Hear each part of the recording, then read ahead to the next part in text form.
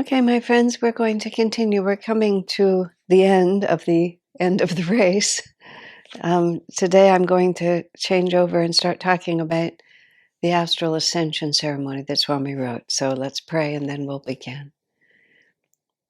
Heavenly Father, Divine Mother, friend, beloved God, Jesus Christ, Babaji Krishna, Lahiri Mahashaya, Swami Sri Yukteswar, beloved Master, Paramhansa Yogananda, saints of all religions, dearest friend Swami Kriyananda, humbly we bow to you all. We are your children trying to make our way through this world with good hearts and good intentions, and sometimes good actions, but not always. We need your presence, your illuminating light to show us the way through the labyrinth of delusion, that we may walk with a steady, courageous, devoted step, ever in the direction of divine freedom. Guide us and bless us. Om. Peace. Amen. I got an email yesterday after my comment about organ donations, which I more or less expected, and tried to say the whole story in the proper way. And the what I received back is what I can also self-evidently say, which is yeah, and a lot of good can be done by the organs that are donated, or let me say this differently, other people's lives can be shifted by the organs that we donated. We presume that's a good thing. We're going to say it certainly self-evidently seems like positive result. A tragedy in this world is averted by our giving away something we have no need for anymore. So why would we not do it? Well, of course, that's the obvious question. And one of the reasons why I take every opportunity I can to repeat what Swamiji said is because it wouldn't occur to most of us even to think like that. We would only think, who needs the body? Let's just give it away. And we can also, and Swami's essential objection, just in case you missed yesterday, to organ donation, was that they have to be cut out of your body so quickly after your physical body has been pronounced dead and your soul has exited, that it's quite possible that your soul is still lingering, and even though it's not in the body, it still feels attached to it.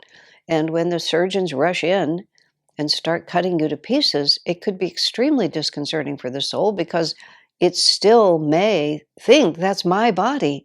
And Swami went so far as to say it could actually trap you between the worlds, because at the moment when you should be looking away from this world, you start in a panic looking toward this world. Now, that seems very both logical and intuitive to me as a very reasonable possibility. And the firmness with which Swami took that stand made an impression on me. And there's completely the other argument. But what that brought me to was something that has nothing to do with organ donation. It's simply, who do we listen to? What do we do when our own thoughts and our own reasoning contradicts what Master or Swamiji or Babaji or Christ or St. Francis, or anybody, any soul whose wisdom we may have reason to trust, says something that contradicts whatever logic or thought form that we have. Now, I'm quite experienced with this because I am very forceful in my mind. And even though, as one of my dear friends said to me, I'm not right as often as I think I am, nonetheless, I have a very strong habit of listening to my own thoughts. Now, often our best qualities, our worst qualities, are our best qualities taken just a little too far. So I think my independent mindedness and the confidence that I have when I feel that I'm on to something that should be expressed or followed, I think that's a great positive quality and has helped me enormously in life. And it's also been the source of a great deal of misery because I'm not always right. And so sometimes I cross over. So this, quite apart from organ donation, is the line as devotees that we're always having to follow. And even to get onto the spiritual path, we have to have we have to be very strong-minded, and we have to have the courage of our convictions, because at this particular time in the evolution of the planet, to embrace the path of self-realization is not the way everybody is going.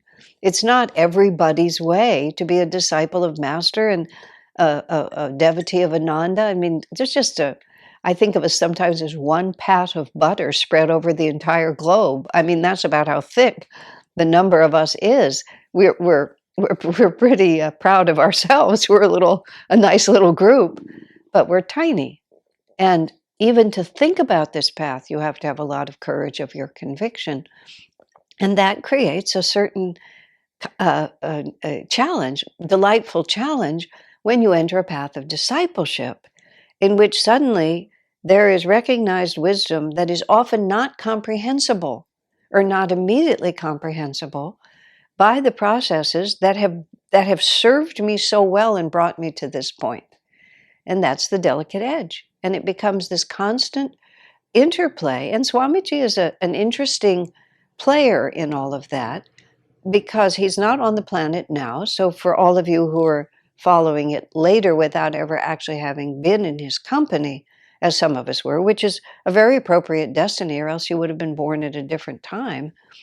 It's an interesting issue, because those of us who were with Swami, especially the force of his personality and the consistent day after day necessity to relate to him and to be in harmony, the desire to be in harmony with his vibration, put a certain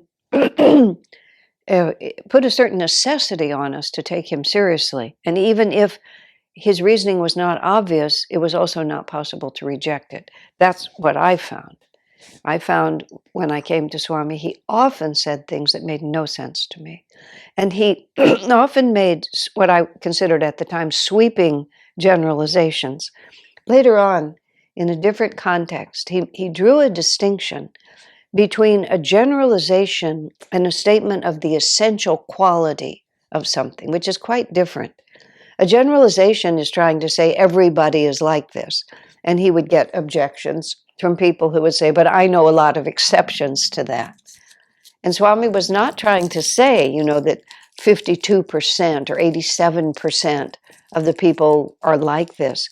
He was saying this is the essential attitude in order for us to be able to clearly understand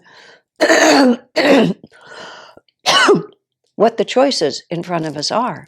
And over time, I realized it was a very useful way to think. But oftentimes his generalizations were just too sweeping.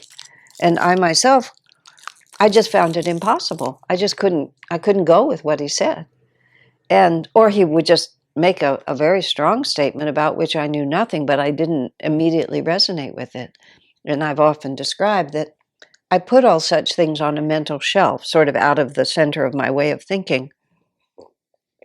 I respected Swamiji too much to reject them, and I respected myself too much to accept them mindlessly.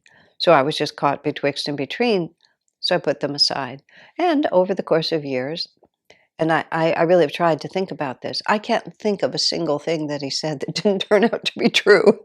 And if I didn't, and I don't mean to overstate that, but I honestly can't, of anything of significance. I mean, I don't mean something trivial, but I mean, it's really significant statements that cause me moral dilemmas. The organ donation thing is a very real kind of question, because there's a lot at stake in what he's saying here. There might be a lot at stake for someone else to receive your organs, and there may be a lot at stake for me or you or your mother to be caught in a difficult situation, which we have no way of anticipating because we don't have the perspective to know it. And so a question like this comes down also to, what level of consciousness do we think Swamiji is speaking from? And why would he say it? He bothered to put it in this religion in the New Age, because for just a moment I was thinking, well, maybe he was just talking to his mother. But no, he put it in this book.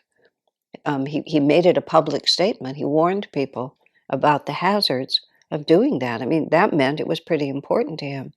So why would Swami do that? I mean, that's not, I mean, I have my own conclusions on that, but that becomes the question. When Swamiji took it upon himself to edit this book, Whispers from Eternity, which SRF had an original version, which was Master's unedited version. Then they had a complete butchery of the book that had been edited by Taramata, which the book literally was not the same book. We did on a website we were trying to explain what had happened to Whispers, and because of copyright, we couldn't actually put up their edited version. We could put the original, but we couldn't put the edited version because they owned the edited version. The original was in the public domain, but somebody came up with a brilliant way. This particular poem has 110 words. In the edited version, 7 of the words are the same. And that's not an exact number, but that's what the numbers were like. I mean, that is the proportion. So a person could say, here's Master's manuscript, and 7 words exist now in the so-called edited book. People got the idea. So then we all became very partisan for Master's original version.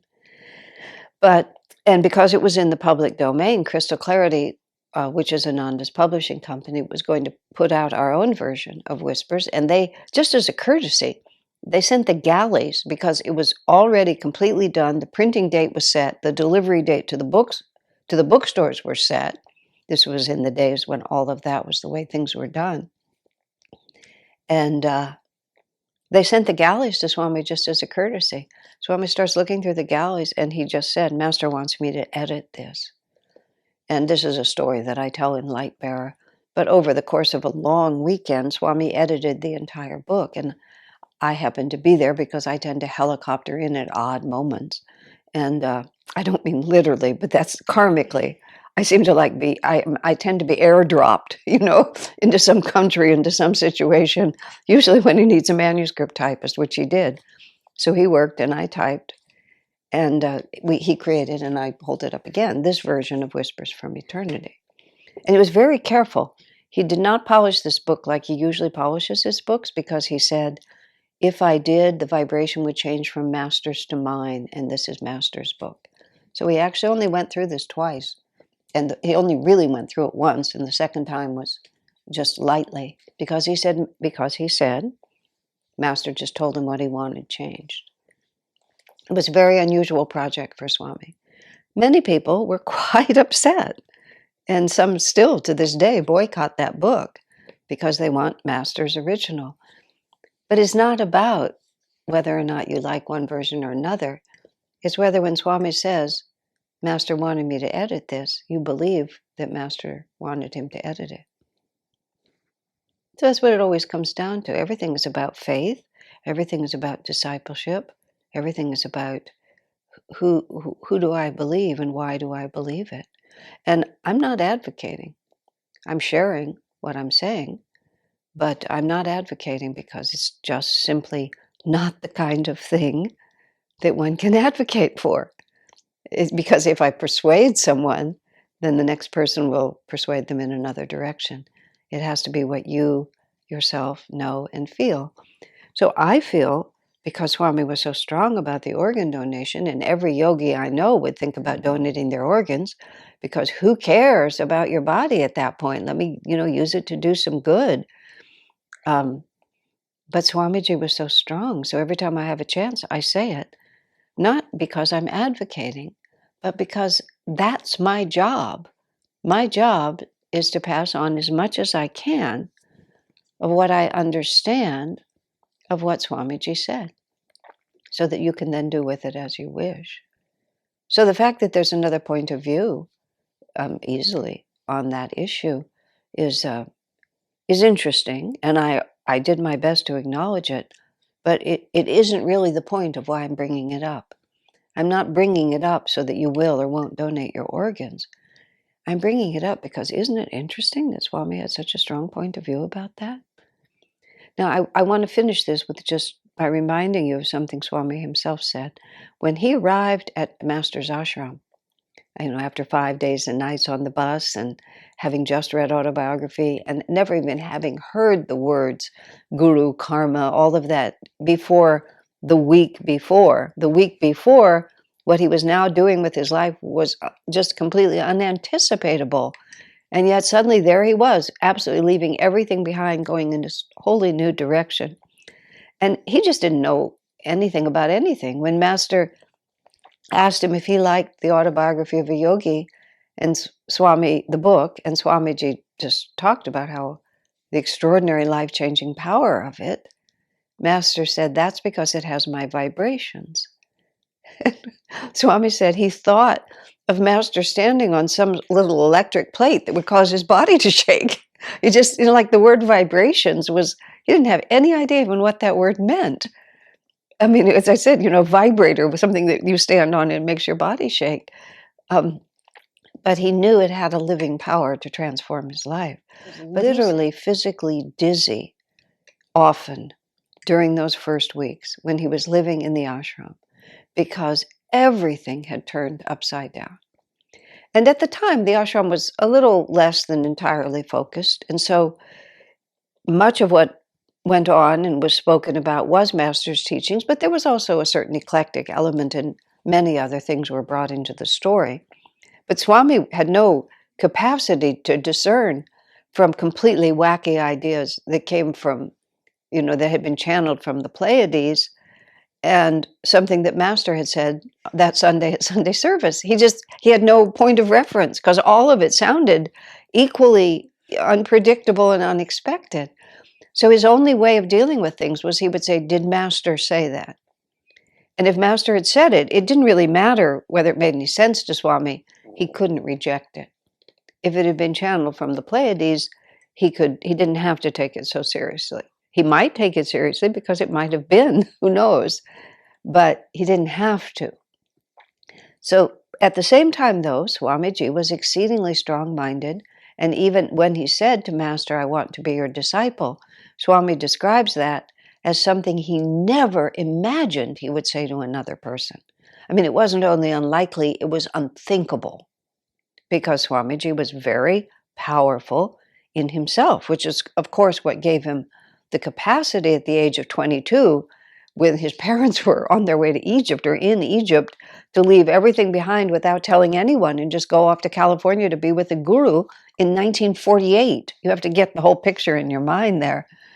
And he was the firstborn son of a prominent family who had every privilege and all expectations upon him about what he was going to be. I mean, just the whole context was really quite interesting. So he was very strong in himself, but Master was stronger, and he knew it. So the way Swamiji described himself is, I followed Master unhesitatingly, but not unquestioningly. It's just like that's the perfect disciple's balance. I'm not a mindless sycophant here. I don't just take what he says and then stand on the sidelines and cheer it. I have to really be sincere. Even when Swami was with Master, and Master said, I give you my unconditional love. Do you give me your unconditional love? Swami said, yes. There was no question. Master then said, do you give me your unconditional obedience? And Swamiji said, desperate though I was to be accepted, I had to be sincere. I mean, think of the courage of that. It's just like Master had already said to him at the beginning, I'm not taking as many people as I've been taking before. So Swami was there knowing that his acceptance was not going to be automatic. And then Master gives him a condition, and it's an obvious condition. If you're going to come and live in my ashram, you're going to do what I say. But Swami said he did not feel he could sincerely say yes to that, unhesitatingly, but not unquestioningly. So he questioned Master, what if I think you're wrong? And I think of the courage of that. He's sitting there in front of this great guru and he knows who it is. What if I think you're wrong? How cheeky that is. But it wasn't cheeky. See, how do I want to say it? Swami absolutely knew the limits of his own ability to transform himself. He knew that he wasn't going to be able to do this on his own. He absolutely had to have the help of someone, and now he'd found someone who could help him. So let me just, unhesitatingly, that's what I meant. So he wanted to follow Master. No part of him didn't want to follow Master. But now Master was saying he had to be absolutely obedient. And Swami asked the real question, but what if I think you're wrong? And then Master said, I will never ask anything of you that God does not ask first, ask of me to ask of you. In other words, everything I do will be guided by God. Now, see, that puts Swami in a very different position, because now it's not a question of whether the actual instruction is correct. It's a question of whether Master is trustworthy. And now, of course, if Swamiji had hesitated in his following of Master, Master would have said, I'll only do what God tells me to do. And Swami would say, yeah, for sure.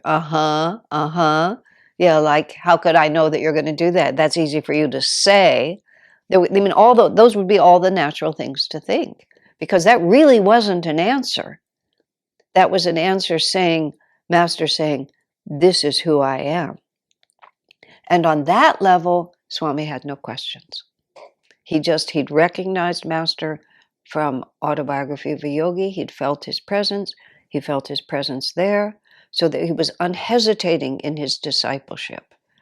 But so when Master just said, I am in tune with God, and everything I ask of you will come from God, then Swami said, well, then, of course, I give you my unconditional obedience. Do you see how it is? So then, even when, if and when, Master did something that Swami didn't understand, he knew it came from God, so he didn't hesitate to believe him, but he couldn't do it if it violated himself. He had to keep asking questions till it didn't.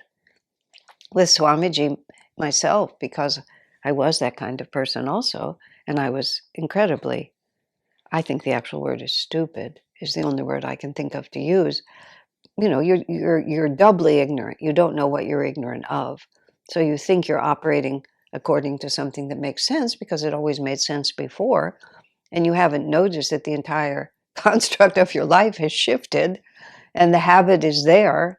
I mean, it's a joke with me because I have many insights, some of which are correct. I have absolutely no sense of direction, and it's a certainty that if I insist that we should turn right, the obvious thing to do is to turn left, because I'm going to be entirely wrong. But I have the habit of authority. This is how we joke about it. So I will declare that we should turn right with the same authority that I will say Swamiji suggested we not donate our organs. It'll just be like equal, because I tend to have like either an on or an off switch, and I'm fully on regardless. So I've led us, you know, on merry goose chases going around, because the habit of authority is there. And the habit of authority is there inside myself, which is why my friend saying to me, you're not right as often as you think you are, was really a great gift. And whenever I'm pushing on a point stronger than I should, I try to remember that. It's my best quality taken a little too far. But so there Swamiji is with Master, and he's facing exactly the same issue that all of us have to face.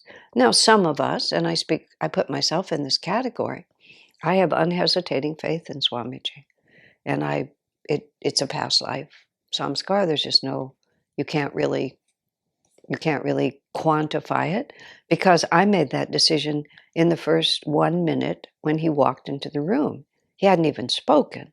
I mean, if you want an example of reincarnation, people say, I don't remember my past lives. Well, you do.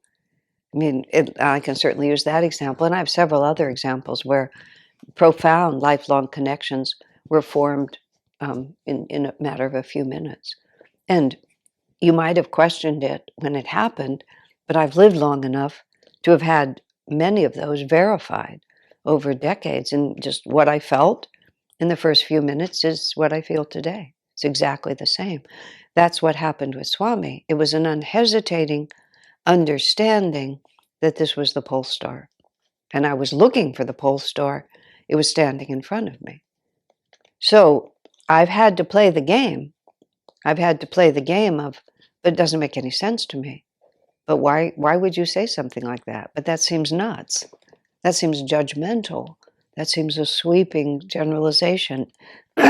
Or really profoundly and deeply, I don't like this decision. And then that would be a lot of it. I don't like this decision. And I would struggle and argue with Swami. I remember once, and I can't remember the subject, but I mean, I would protest. There were many things that happened.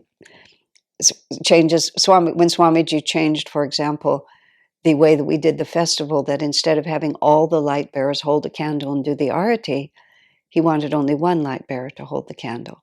I mean, many of you have seen it only in that form. But for a while, every light bearer who was a blesser was also standing on the dais holding a candle. And he switched it, and I really didn't like it. And I did everything I could from every angle that I could think of to persuade Swami to reverse that decision without any success. And when I presented it to our light bearer group here, our senior clergy is, I guess, the phrase you would use if you were trying to translate that word. And some people felt as I did. I just said to them, trust me.